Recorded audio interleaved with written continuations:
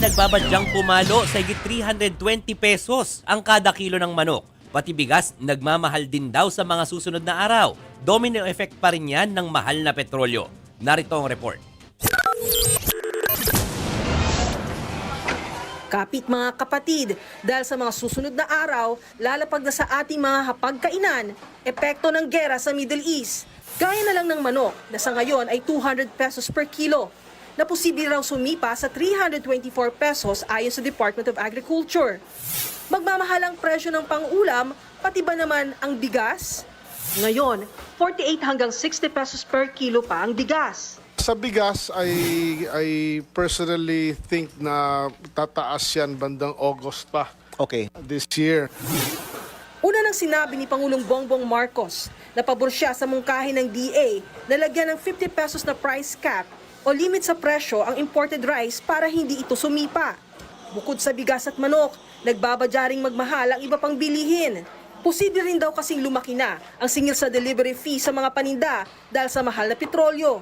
Bagay na pinoproblema ng fish vendor na si Ivan Layon.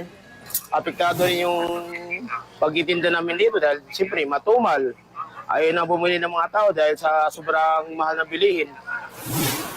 Pero sabi ng DTI, kinakausap naman nila ang mga manufacturer para manatiling stable ang presyo ng mga bilihin.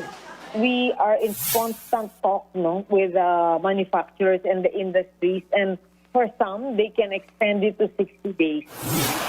Kung si Senador Loren Ligarda naman ang tatanungin, baka pwedeng tanggalin daw muna ang value-added tax sa mga processed food.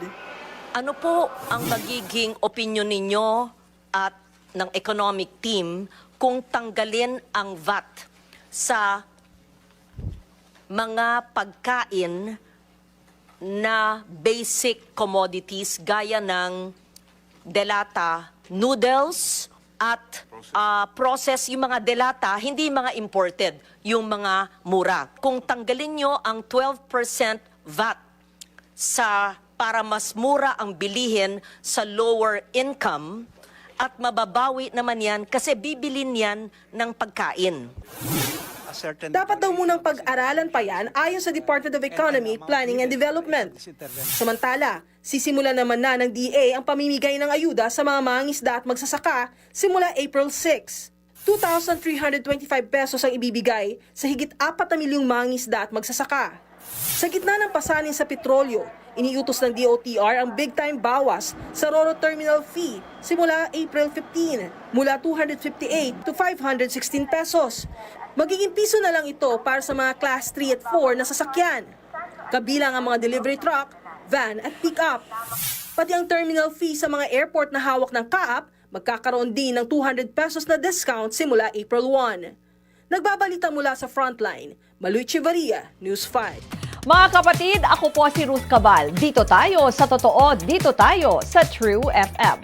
Mag-follow at mag-subscribe din po kayo sa aming social media accounts at True Network PH. Diyan po yan sa aming X na dating Twitter, sa FB, sa Instagram, sa YouTube, sa TikTok at sa mga podcast. At syempre, tutok din po kayo sa Signal True TV Channel 19.